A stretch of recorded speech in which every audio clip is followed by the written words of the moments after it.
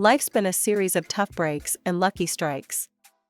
Losing my parents early stung like hell, but I got lucky when the elderly couple next door, the Parkers, took me in. They were the kindest souls you could imagine, treating me more like a granddaughter than a charity case. We weren't rich in money, but we were wealthy in love, and that's what mattered. Then, just as I was coming into my own, turning 18 and thinking about college, they died in a car accident. Just like that, I was on my own again. The Parkers left me a bit of money for school and their old house in the suburbs. It was a cozy place, full of memories, but too many ghosts for me. So, I sold it and bought a small apartment in the city near the college where I'd enrolled to study financial management. It felt good, having a plan, moving forward. Classes were tough but interesting, and I threw myself into learning everything about numbers and markets. After college, I landed a decent job. Daytimes were packed with work, and I was doing all right, but nights were another story. The city felt lonelier than it should for a place so full. That's when I met Tom at a friend's party. He was loud, funny, and didn't care who knew it. His energy was infectious, and we hit it off from the moment he bumped into me, spilling my drink. "Hey, watch it." I snapped, more out of surprise than anger. "Whoa, my bad. Let me make it up to you. What were you drinking?" Tom grinned, unapologetically charming. "Beer, just beer," I said, trying not to smile too easily. "2 beers coming right up," he shouted over the music, heading to the makeshift bar. That was Tom all over, simple, straightforward, and no fuss. We spent the whole night talking about everything and nothing. It turned out we both loved old movies and hated sushi. It was easy, talking to him, and by the time the party was winding down, I didn't want to say goodbye. A year later, he proposed. No dramatic gestures, just him, me, and a ring he fumbled out of his pocket while we were watching TV. "Marry me," he told, holding the ring so tightly I thought he might crush it. I laughed. I actually laughed, not because it was funny, but because it was so typical of us, so perfectly imperfect. "Yes, of course, you big goof." Getting married didn't change much at first. We were the same, just legally bound, which felt right. We settled into life together in my small city apartment, still close to the hustle, but now with someone to share the quiet moments. Life felt full, and for the first time in a long while, the evenings didn't feel so empty. Settling into married life had its comforts, but life sure doesn't let you get too cozy without throwing a curveball or two. Jake's folks, Mr. and Mrs. Harper, were gems. Living in their cozy suburban home, they welcomed me with open arms from the get-go. I could see where Jake got his easygoing nature. Their warmth was a balm on my oftentimes still sore heart, still aching from my own family losses. "So happy you're part of our family now," Mrs. Harper would often say, squeezing my hand with a kindness that felt both uplifting and overwhelming. "Thanks, I really appreciate how welcoming you've been," I'd reply, feeling genuinely grateful. Visiting them became our weekend ritual. Those days were filled with backyard barbecues and lengthy chats over cups of steaming coffee. Life was good, simple, and honest, until it wasn't. Jake got called away on a long business trip, a whole year out of state. It was a fantastic opportunity for his career, but the timing was brutal. No sooner had Jake left than Mr. Harper's health took a nosedive. It happened fast, and Mrs. Harper, bless her heart, sounded near out of her mind with worry when she called. "Kimberly, I hate to ask, but I could really use your help around here. George is really not doing well." Her voice was thick with unshed tears. Without a second thought, I packed a bag and headed to the suburbs. Seeing Mr. Harper so frail shook me. He had always been a pillar, strong and steady. Now, he looked shrunken, tethered to his life through a maze of medical tubes. I slipped into the routine of their household seamlessly, handling the cooking and cleaning while Mrs. Harper focused on George's care. Evenings I spent sitting by Mr. Harper's side, reading out loud his favorite classics, his eyes often fluttering closed long before I finished a chapter. "Thank you, Kimberly," he'd whisper on good days, his voice a shadow of his former robust tone. It's my pleasure, really. I'd squeeze his hand, trying to offer comfort through simple touch. One quiet afternoon, Mrs. Harper sat down at the kitchen table while I was chopping vegetables for dinner. She looked worn, older than her years. "Kimberly, I don't know how to say this, but we're in a bit of a bind," she began, wringing her hands nervously. "George was the main earner, you know, and with him like this." I put down the knife, giving her my full attention. "We're strapped, honey. I hate to even ask, but could you consider renting out your apartment? It might help us get through this tough spot." She looked down, clearly embarrassed. I didn't even hesitate. "Of course, Mrs. Harper. I'll get on it right away," I said firmly, trying to ease her burden. The apartment rented out quickly, and every month, I dutifully transferred the rental income to Mrs. Harper, along with money for groceries and whatever bills piled up. It wasn't easy. The commute to my job in the city became a nightmare. But family sticks together, right? That's what I kept telling myself, even on the hardest days.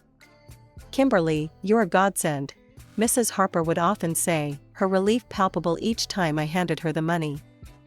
"It's what family does," I'd respond, though some nights, as I lay in the guest room listening to the distant sounds of sirens from the city, I couldn't help but feel the weight of the world on my shoulders. Jake's calls were my only respite, his voice a tether to another life. "How's it going, Kim? You holding up okay?" His concern was always evident, even through the static of long-distance calls. "We're managing. Don't worry about us." I'd force cheerfulness into my voice, not wanting to add to his stress. Life in the Harper household took a drastic turn when Susan, Mrs. Harper's daughter from her first marriage, showed up unexpectedly. The vibe shifted immediately. She had that kind of presence, like a cold breeze that sneaks under the door. I never really knew Susan well, but I'd heard enough from Jake and even glimpsed her frosty relationship with Mr. Harper during brief, tense visits. My days had already stretched thin, juggling long commutes to work and caring for Mr. Harper, who was now bedridden and fading fast. Susan's arrival, however, added a whole new layer of tension. It was clear she was here to stay, making herself at home as if she owned the place. One evening, after a particularly grueling day, Mr. Harper beckoned me to his side with a weak gesture. His voice was a hoarse whisper, strained and urgent. "Kimberly, you need to watch out for Susan. She's a very bad person."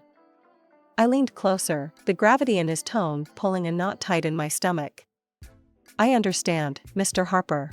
I'll be careful," I promised, though I wasn't exactly sure what I was promising against. True to Mr. Harper's warning, Susan wasted no time establishing her new regime. The first sign was when I found her in the kitchen one morning, her presence like a storm cloud over the breakfast nook. "Just so we're clear, I'm not here to play housemaid or chef for anyone," she declared, her tone sharp as she sipped her coffee, eyeing me like I was an intruder in her mother's kitchen. I was taken aback, but managed to keep my cool. "Okay, Susan. I've been handling things so far, and I can keep at it," I said, trying to keep the peace. "Good, because I don't plan on lifting a finger. This is Mom's house, after all," she snapped back, her eyes daring me to challenge her. From that day on, Susan made sure her presence was felt and not in a good way. She'd order takeout just for herself and her mother, leaving their empty boxes on the table for me to clean up. Her disdain wasn't subtle, and it stung, but I swallowed the bitterness, because Mr. Harper needed peace. "Kimberly, why don't you sit and eat with us tonight?" Mrs. Harper asked one evening, a rare moment of old warmth in her voice. Before I could respond, Susan cut in sharply. "Mom, Kimberly's been busy all day, she probably prefers eating later." Her words were coated with fake concern, but the message was clear: I wasn't welcome.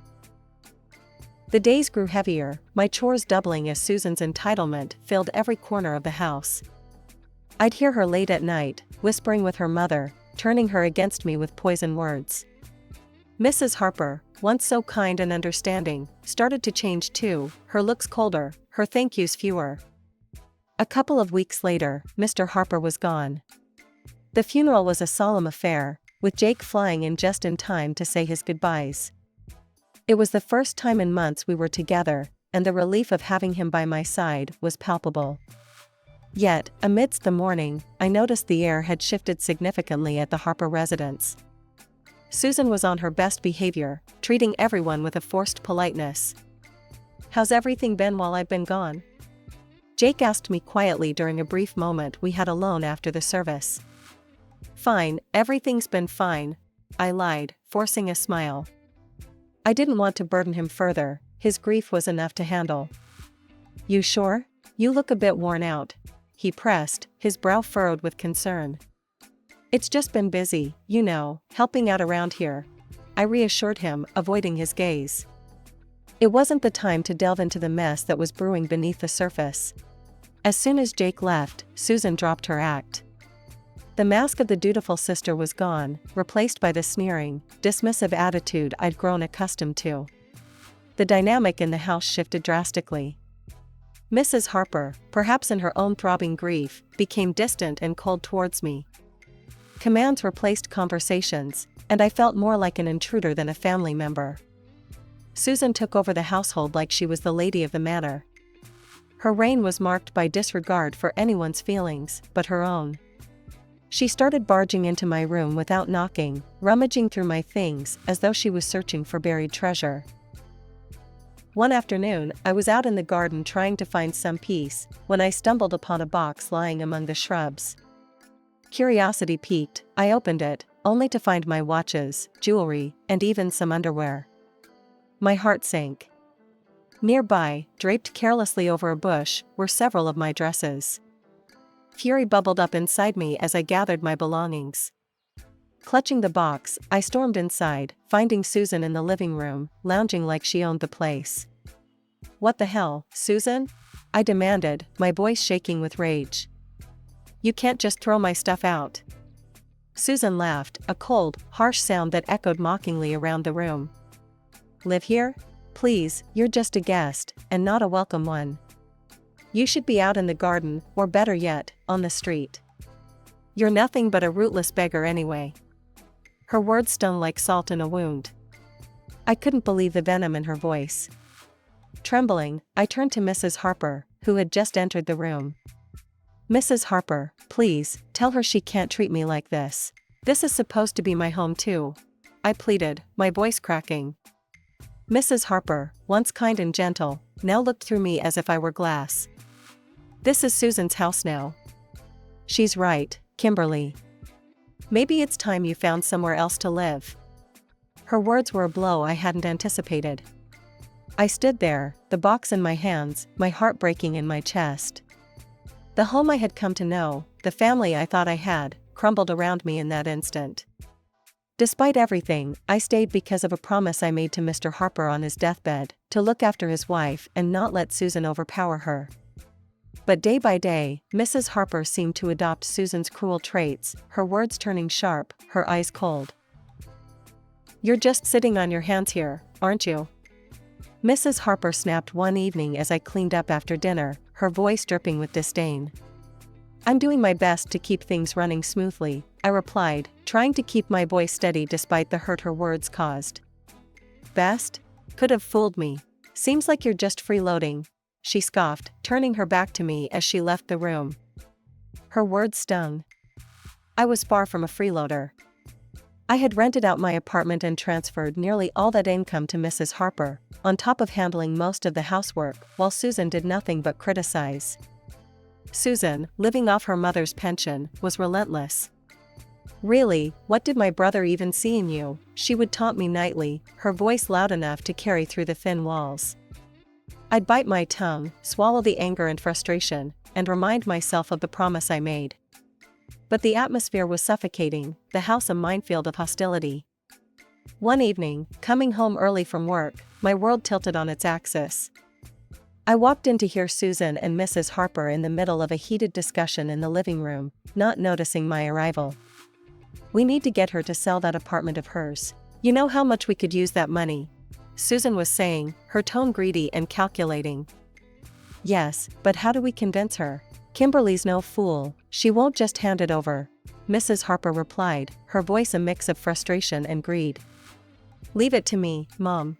I'll sweet talk her into it." Once she signs it over, we can finally live the way we deserve. Susan's words slithered through the air like a snake. Hearing them plot to strip me of my only financial security was a cold splash of reality. Fear gripped me. I couldn't stay, not anymore. My heart pounding, I slipped away to my room unnoticed. They were planning to rob me of everything. The decision was made right then, there was no staying after this. I hurriedly packed my essentials, my hands shaking. Every second in that house now felt like a countdown to disaster. I didn't bother with goodbyes, they didn't deserve them.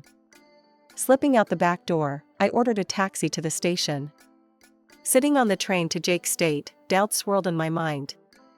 Would Jake understand? Would he take their side? The uncertainty was crushing, but the fear of what might happen if I stayed was worse. I stared out the window, watching the landscape blur by, a mix of fear and resolve settling in my chest. When I arrived at Jake's place, his reaction was a cocktail of shock, relief, and a swirl of questions.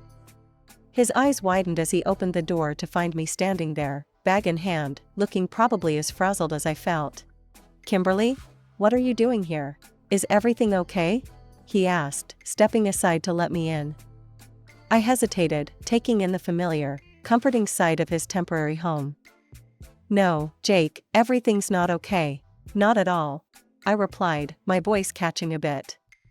He led me to the couch, his expression now lined with worry. "Talk to me, babe. What happened?" I told him everything, starting from Susan's return, the worsening conditions at home, the financial manipulations, and the final straw, the plot to make me sell my apartment. I hadn't wanted to worry him before, didn't want to add to his stress while he was away working. Jake's face darkened with each word I spoke. By the time I finished, his fists were clenched, his jaw set hard. "Why didn't you tell me any of this before?" he asked, his voice a mix of anger and concern. "I didn't want to cause more trouble. I thought I could handle it," I admitted, feeling foolish now. "Kimberly, damn it, you shouldn't have to handle anything like that alone," he exploded, standing up to pace the room. "I can't believe my mom and Susan would treat you this way." He stopped and looked at me, his eyes intense. "I'm not letting anyone treat my wife like that. No way," he declared, pulling out his phone.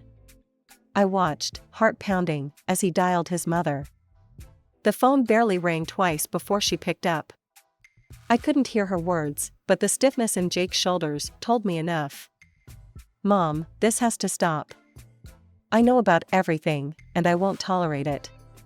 If Susan doesn't leave, and if you don't start treating Kimberly with respect, you can forget about us helping out anymore. No more money, no more nothing." Jake's voice was steel, not giving room for any argument. There was a brief, fiery exchange, then silence.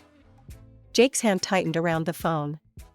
"Fine, if that's your choice, then you've made mine," he said finally, and hung up. He turned to look at me, his expression softening. "Looks like it's just us now, babe.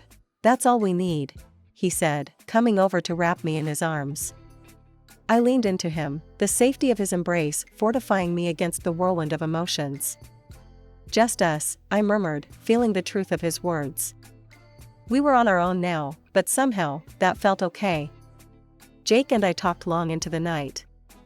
We discussed practical things like my remote work arrangements and our financial plans without the extra drain of supporting his mother and Susan.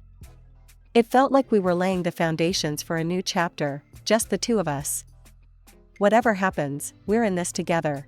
You and me against the world, right?" Jake said with a determined grin. "Right," I smiled back, feeling more confident with him by my side. Against the world. The next few days were a whirlwind of activity. I contacted my job to arrange remote work, which thankfully, they agreed to. Jake helped me move my things from storage and set up a home office in the corner of his living room. It wasn't perfect, but it was ours, and it was peaceful. A week into our newfound peace, I was jolted by a call that almost felt like a ghost from a past life. It was Mrs. Harper. Her voice, once sweet to me, now dripped with a mix of desperation and audacity. "Kimberly, why haven't I received the money for this month? You know we depend on it. she demanded right off the bat. I was stunned silent for a moment, her nerve unbelievable. I'm sorry, but after everything, you really expect me to continue supporting you? I asked, my tone more incredulous than angry. In the background, I could hear Susan's voice, shrill and angry. She's just an ungrateful girl, Mom. Make her transfer the money. Taking a deep breath to calm my rising anger, I remembered the venomous words they had thrown at me, words that stung deep. Mrs. Harper, Susan called me a rootless beggar, remember? I'm not sending money to people who treat me like trash. I'm done. There was a pause on the other end, and I could almost picture Mrs. Harper's shocked face. But we're family, she finally said, her voice a mixture of anger and pleading. No, family doesn't treat each other that way.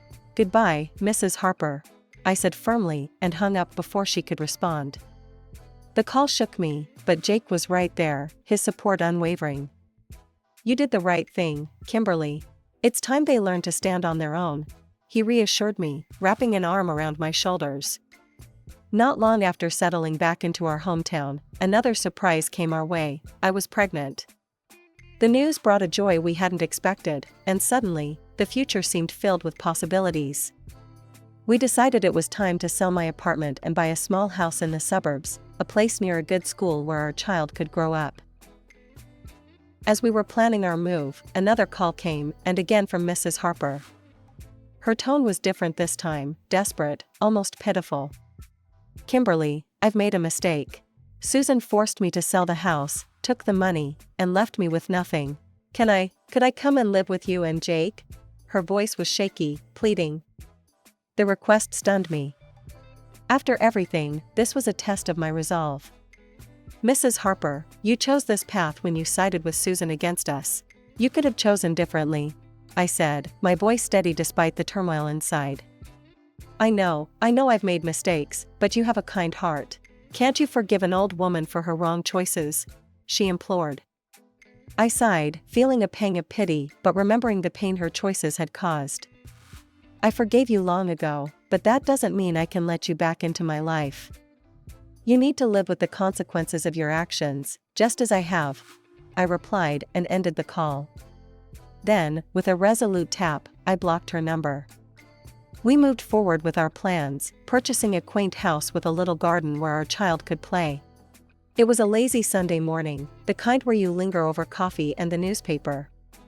I was flipping through the pages when a headline caught my eye, local woman arrested for massive fraud scheme. There, staring back at me from the paper, was Susan, handcuffed and looking defeated. I couldn't help the mix of shock and, admittedly, a slight vindication that washed over me. Look at this, Jake, I called out, holding up the newspaper for him to see. It's Susan. She's been arrested for fraud. Jake took the newspaper, scanning the article with a serious expression.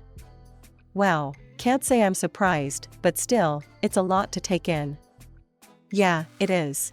But she made her choices, and now she's facing the consequences, I replied, feeling a closure I hadn't realized I needed. The news eventually drifted to us through friends that Mrs. Harper was living in a tiny apartment, working 2 jobs to scrape by. Her pension wasn't enough to cover her living expenses and pay off the debts Susan had left her with. Did you hear about your mom? One of Jake's friends, Matt, brought it up one evening when they were over for a backyard barbecue. Yeah, I heard, Jake responded, flipping burgers on the grill. His voice held a trace of sadness, but it was tempered with resolve. She chose her path, Matt. It's tough, but that's how it is. Matt nodded, understanding the unspoken boundaries. You're right, man. Just thought you should know. The conversation shifted after that, the evening air filled with the lighter topics of sports and work. Life had moved on, and so had we. The joy of our new life really crystallized when Mia came into the world. Becoming parents changed everything. It shifted our priorities, our dreams, and even healed some of the old wounds by filling them with new love. Can you believe she's ours? I whispered to Jake one night as we watched Mia sleeping peacefully in her crib. She's perfect, Kimberly. Just perfect, Jake murmured back, his voice thick with emotion. We spent our days marveling at each little milestone Mia achieved, each smile, each giggle. She was our little miracle, and with her, the hardships of the past seemed to recede, making room for new memories, better ones. Each day was simple, but filled with little moments of joy that stitched a tapestry of a happy family life.